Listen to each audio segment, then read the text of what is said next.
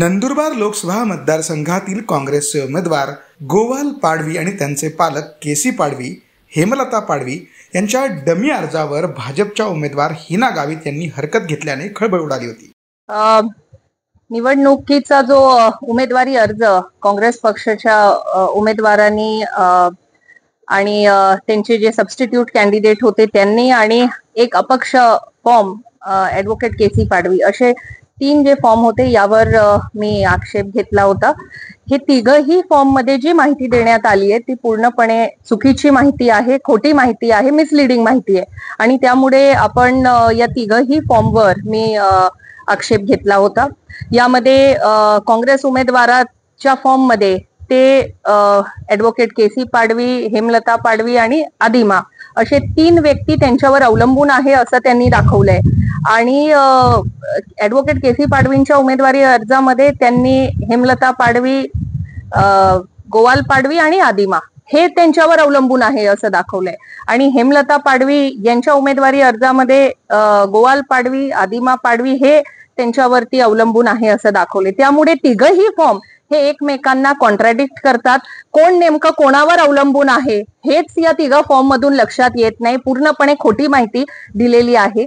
उमेदवारी अर्ज दाखल करत असताना आपली किती मालमत्ता आपली आहे, त्याचं किती व्हॅल्युएशन आहे, करंट व्हॅल्युएशन किती आहे, त्यामध्ये जो व्यक्ती उमेदवारी अर्ज दाखल करत आहे त्याचा किती हिस्सा आहे आणि कुठल्या तारखेचं व्हॅल्युएशन आहे, ही सर्व डिटेल्स नमूद करणं गरजेचं होतं। परंतु काँग्रेसच्या उमेदवारांनी त्यांची मालमत्तेची डिटेलच दिली नाही। त्यांनी मोघम त्या ठिकाणी कुठेतरी मालमत्ता आहे एवढंच म्हटलेलं आहे आणि या सगळ्या बाबींवरती आम्ही आक्षेप घेतला होता।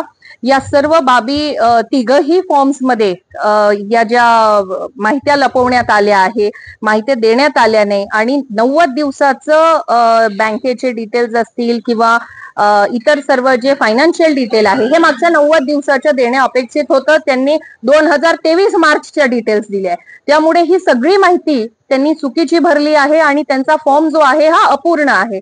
अपूर्ण असल्यामुळे हा फॉर्म हा अवैध झाला पाहिजे अशी आम्ही आक्षेप घेतला होता। यावर निवडणूक निर्णय अधिकारी यांनी गोवाल पाडवी यांच्या वकिलांना काही वेळाची मुदत दिली। त्यानंतर सुनावणी अंती काँग्रेसचे उमेदवार गोवाल पाडवी यांचा अर्ज वैध ठरवण्यात आला। खरं तर आज आर्ग्युमेंट झालं कलेक्टर मॅडम समोर, रिटर्निंग ऑफिसर समोर आणि हे जे काही आरोप केले असेल एकदम खोटे आहे। खरं तर हे आज ते विषय नव्हता। आज फक्त फॉर्म कसा भरला गेला, फॉर्मचे काय डिटेल्स असतात त्याच्याबद्दल चौकशी होती आणि प्रॉपर्टीच्या ह्याचा विषय इथे टाकता येत नाही। खरं काय मुद्द्यावर त्यांनी आज कोर्टासमोर आणला विषय मलाही कळायला मार्ग नाही, पण जो निर्णय आला आहे सर्वांचा फॉर्म वैध ठरला आहे आणि ह्याचं आम्ही स्वागत केलं। तर यानंतर हिना गावित या इलेक्शन कमिशनकडे जाणार असल्याची माहिती त्यांनी माध्यमांशी बोलताना दिली।